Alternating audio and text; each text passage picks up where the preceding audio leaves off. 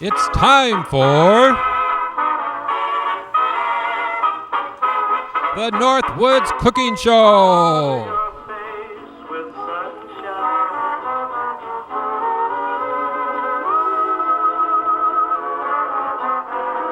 Starring Uncle Roy and Miss Callie, the troublemaking dog.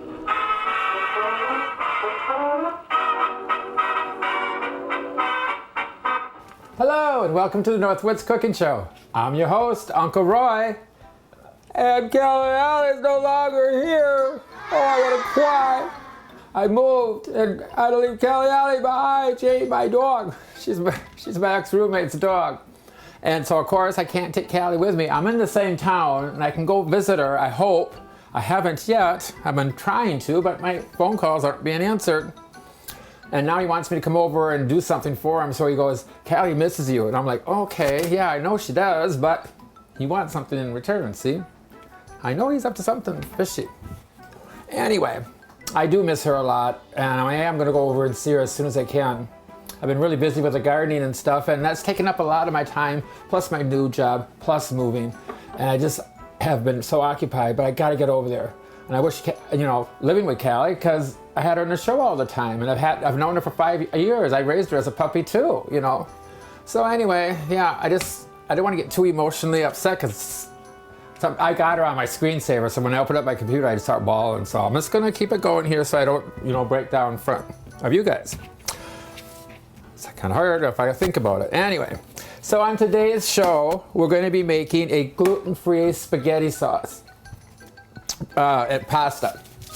It's going to be fusilli pasta, which is made from corn flour, and that has no gluten in it. Gluten means gluten products have wheat flour in it, and this has corn flour in it, so it is gluten-free. And I got the fusilli just because it's a fun, twisty pasta. So it's not just plain spaghetti, So we're going to do some fusilli. And what we're going to do is I'm getting the water ready to boil there pretty soon. I'm going to take I got this onion, half an onion that I'm peeling. I had this left over in the fridge, and I thought this would be just about enough. Maybe even not quite that much. I'm just going to do a quarter. I don't need a whole lot of onion. It depends, on your taste and flavor. You can do as much or as little as you want. But I'm just gonna dice this up into small pieces. Because I want to saute this just a little bit so that it softens. Because if you just put it directly into the sauce, it's gonna be, crunch, crunch. And that's all right if that's what you want, but traditionally it should be, a little softer. And what we're also going to be adding is our zucchini and some yellow squash that's in season. Now when you rinse these off, make sure you rub down, because usually there's a lot of grit of sand on there. So you want to make sure you rinse them off really good. And what I'm going to do is just cut these lengthwise in half, and then I'll cut them in lengthwise again, which is going to be a quarter.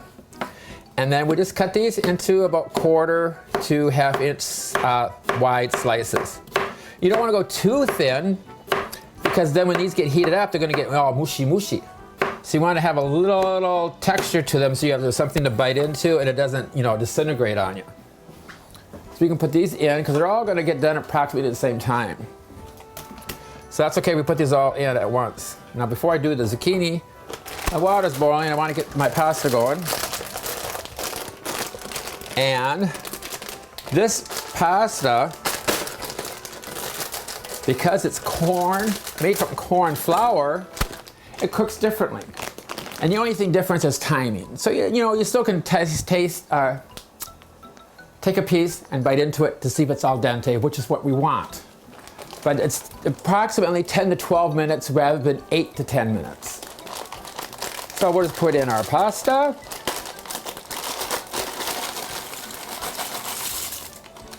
Now you don't have to do a whole bag. If you just have a small amount of people, you could, put a half a bag, make for 2 people. So we're gonna put that in, and we'll get my timer going here. Where's the timer? There's the timer. Okay, let's see. Ooh, way down. Quick, quick, quick. One number at a time here. Almost there. Okay, we want 10 to 12 minutes. So let's go with 11.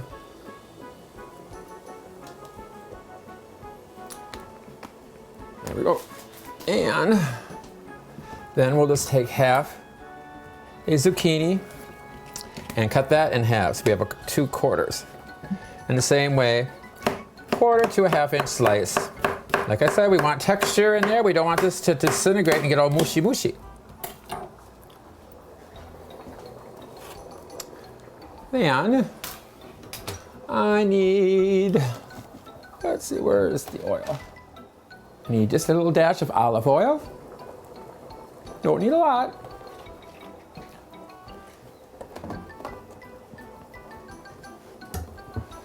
And we'll just turn this up to a medium. That pasta is going to take a while to cook, and we don't need to overcook the spaghetti sauce. So remember now, in cooking pasta, that first minute, you want to be able to stir this up at least 2 or 3 times during that first minute. Okay, that's when it sticks the most. You don't have to put oil in there. You don't have to put, I don't know what else people do for pasta. The secret for pasta not sticking is to make sure you stir that up that first minute, 1, 2, 3 times. That just keeps it from sticking. And then every time you walk by the stove or whatever, just give it another stir occasionally. Because it's the stirring that keeps it from sticking, not the oil. So now we got our, get another spoon here, our sauce going. Let's turn this up just a little bit, and then we can turn it down once it gets heated. That's one thing about, now I got electric heat rather than, electric stove rather than gas. So I gotta wait for it to heat up, and then you gotta turn it down, and oh, I know my grandma, she had electric, and she burnt everything. Oh my Lord. She burnt everything. There's only a couple things she could make that were good. But it was because of the electric burners she had. She'd crank her all the way up to high to get it heated up real quick, and then she'd forget to turn it back down. Or she'd get it too high and then burn everything right away, you know. You just gotta be careful. So we'll just keep stirring that pasta every so often.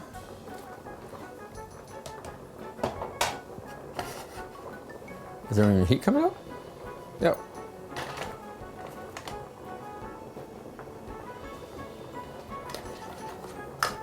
And we're just gonna wait for this to soften up. And we'll just put our rest of our veggies in a Ziploc bag and just keep those in the refrigerator to add for something else that you want to do. Oh, grab it. Is it this one? Oh, it's starting to heat up. I can hear it sizzle, sizzle. So when this gets heated up, like I said, we're just going to cook these until they're, the onions are semi-translucent, not completely, because we don't want to overcook and get mushy mushy. So as soon as this heats up, I'm going to guess approximately, since I got electric here, it's going to take longer. But if you had gas and you just had the heat on right away, cook it at your medium-high temp for about 2 to 3 minutes. Just until the onions start to change color and start to get a little semi-translucent. We don't want them completely translucent because then they're too mushy. So just, you know, a semi. And as soon as those are done, we'll be right back. Okay, now my vegetables are semi-soft here. And the onions are semi-translucent, so you can't see through them completely, but they're not completely white anymore either. And then I'm just going to add a can of spaghetti sauce. And you can use whatever flavor you want to, that's up to you. Because the spaghetti sauce, if you look at the label and read the ingredients, there is no wheat in there. So this is completely gluten-free. And they may have some fillers in there, they may have corn syrup in there as a sweetener, which a lot of products do. Oh, that's my timer. I thought it was a smoke detector. How do you turn it up? There we go. So that's on. Ooh, we got all this going here. Okay, we'll turn this down so we don't bubble up all over the place. And the pasta we can take off and drain that. And I got a strainer in the sink here. Now, for your pasta, you still want to drain it off, rinse it off. But, and I've said this before, because we're doing a hot pasta dish, you want to rinse off with hot water. If you're doing a cold pasta dish, like a pasta salad or something, you rinse off with cold water. But we want to keep the pasta hot, but we still want to rinse off any excess starches that may have formed on here to keep it from further sticking. And heat, of course, is going to keep the pasta hot. So we're going to set that drain a little bit. Ooh, recyclables. And as soon as our sauce is heated up here,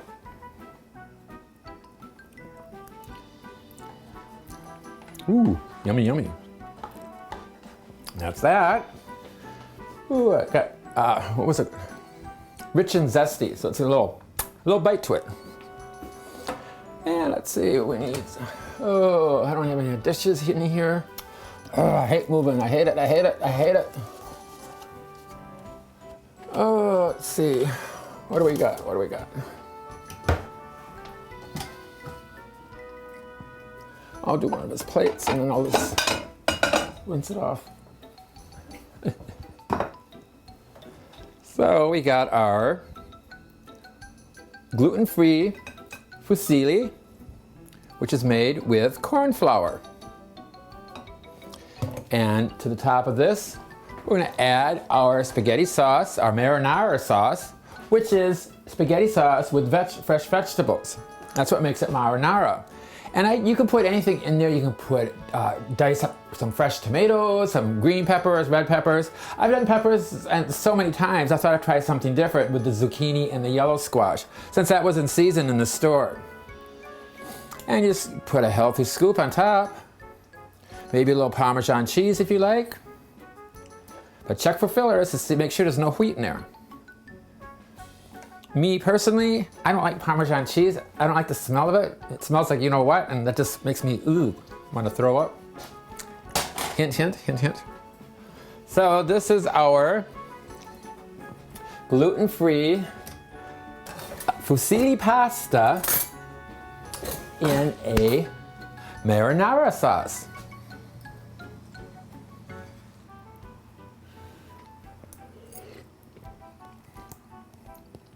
Mmm, really good. Oh, I don't have any, someone to pick up any samples that might fall to the floor. Oh no! I gotta be careful now when I cook so I don't drop anything by accident, make spills. Cause I always had someone who cleaned up after me. Now I don't anymore. Oh no! Fusilli with a fresh marinara sauce. And then we'll come right back and enjoy our next recipe. We're going to be making roast beef pita sandwiches with a horseradish mayo sour cream spread dressing, a sandwich spread dressing that goes in there with fresh vegetables. So stay tuned.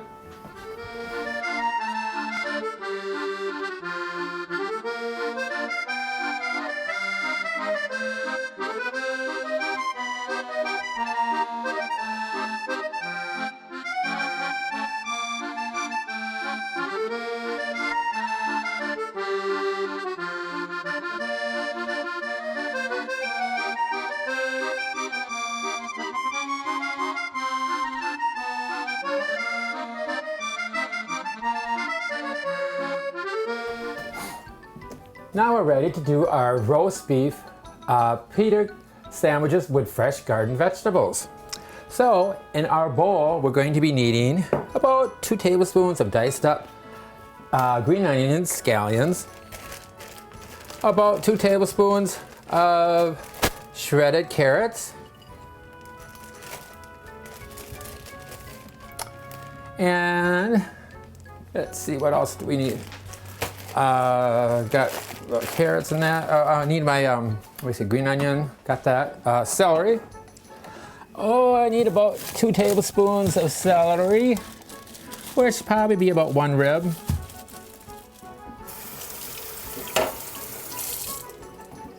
It's a beautiful day outside. Ooh, finally. Been kind of blurry and ugly here for the last few days. Trim off some of this drier, older stuff. I think I'll slice this down the middle just one more time. Just a little wide. Big wide piece of celery. And we're going to dice this up into small little pieces too. All this gets diced up small because we're going to mix it all together and pack it inside the pita bread. That's about 2 tablespoons there. Put that in the container. Now, along with this, let's see, we also need, let's see, I got it in my bag over here. We got broccoli, my roast beef, and horseradish. Ooh, close the fridge. So, approximately another 2 tablespoons. All the vegetables are about 2 tablespoons. And of the cucumber, you want to cut that in half and then take and use a spoon. And we're going to de-seed it. And you just take the tip of the spoon and you go right down the center to get all those seeds out. Just scoop them out. That's called de-seeding your cucumber. So we want to just take the seeds out. We don't want those in here. I mean, if you left them in, it's not going to hurt you, but it's just the presentation. It's a pretty diced vegetable. So then we can take and dice these up into tiny pieces. Just do like little matchsticks. And we'll just take and cut them small. Ooh, get caught in my shirt.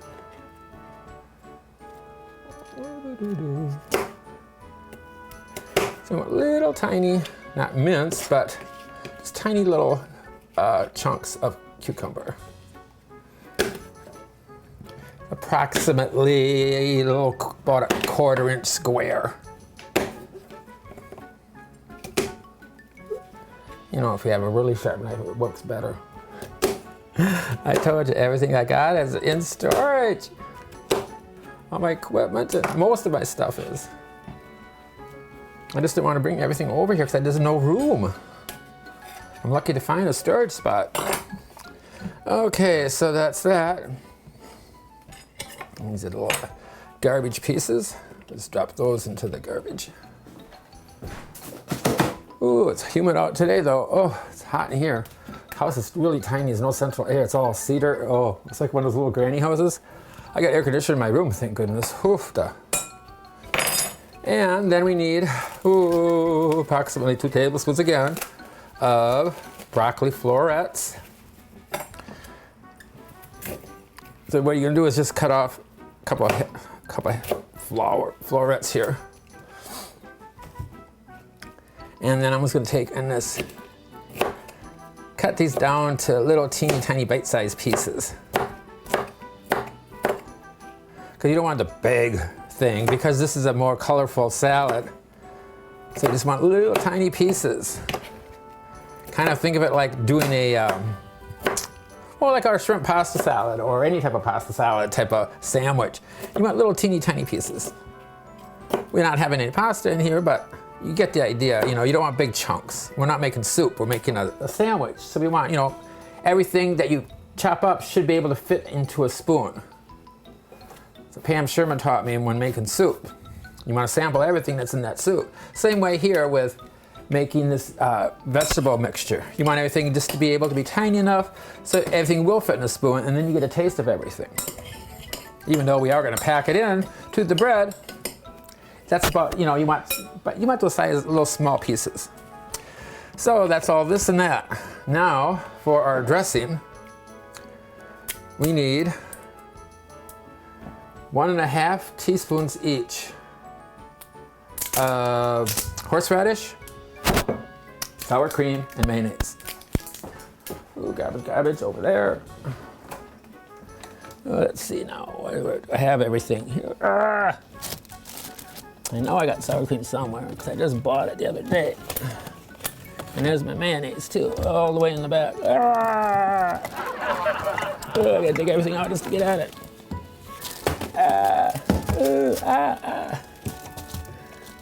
Oh, surprise, there's things back here I didn't know I had. Oh my goodness. Oh my goodness, I feel like Orphan Annie. Oh my goodness. Let's use this Cali Alley. Oh, we got some brats. And what else is in there? Oh, pork loin. Oh, leftovers from work last night. Oh, pork loin dinner we had. Oh. Let's see, that can go in there. No, it's not gonna fit. Oh. We gotta take the sour cream out. Put the soda in the bag. And chow mein. That can go in the bottom. Cream cheese and bagels. So, oh, good Lord, and this refrigerator is as small as a cracker box. Oh my God. With 3 guys living here, oh my Lord. Oh my goodness, oh my goodness. Everything's crammed in there. Told the landlord, I said, we're gonna need a bigger refrigerator. Uncle Roy moved in from the Northwoods Cooking Show. I need a bigger refrigerator. Oh, let's see. Oh, I don't want to do that. I'll get a new clean one. Oh, I don't have any that's narrow enough. Those ones are big, huge tablespoons. Oh, here's a teaspoon. Mix it off. Wash it off. Wash water. And let's see, we need 1.5 teaspoons. There's 1.5. Oof, hot in here. It's the lights too that makes it hotter. Sour cream. 1.5. There's 1. There's half. And with mayonnaise. That's about all we have in here. Ooh, there's 1. Oh, there's half.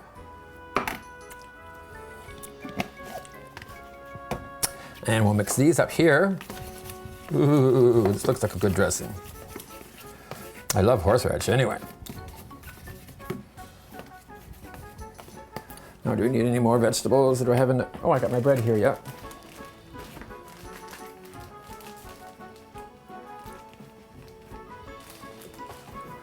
Let's see. Ooh, I need some mustard. Oh, let's see. Let's see. Oh, here's Dijon. That's what I want. Dijon. Ooh, is that about enough? Yeah, about half teaspoon. Shut up, they're just quick enough.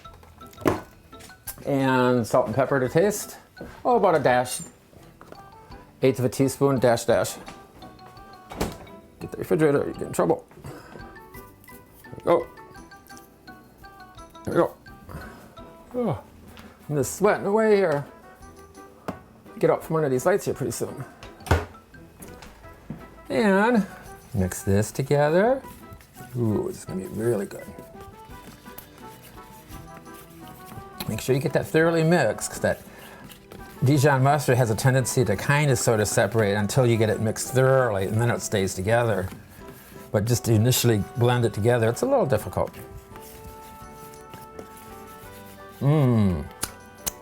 Now, put our sandwich together.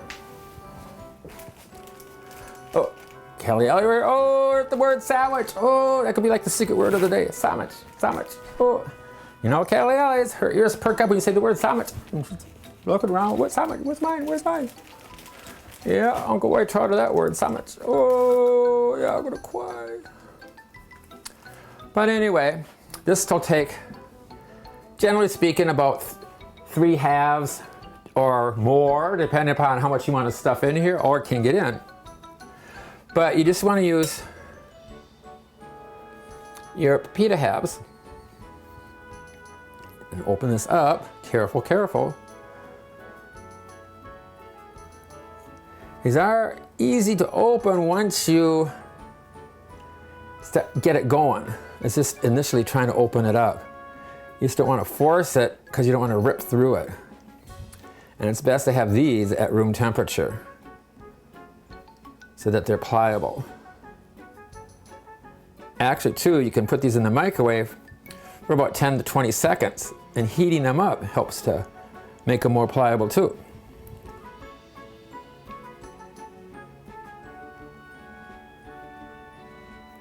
You know, in the restaurants, we just take the whole thing and throw it on the grill for about 10 seconds on each side, just to heat them up, and that helps to puff them up and open them up more. Then what you want to do is get your roast beef. But this is all sealed up too, isn't it? Oh, yeah. And you want approximately about 1/3 of a pound. You know, everything depends on your preference. And what I'm going to do is line the bottom with my roast beef. Ooh, I'm getting sweaty. And I almost forgot. Take that out. I'm gonna put my sauce in first. Ooh, you gotta put the sauces in first on the sides. Mushy, mushy. Ooh. Spread it, spread it. Ooh, yeah. Careful, careful. Starting to rip. And I'll just put in some roast beef. Like I said, about 1/3 of a pound. And then you put in your vegetables. A couple scoops of that. And then I'm going to put a little bit more sauce on top. And then this is your roast beef, fresh garden vegetables, pita sandwiches. Mmm.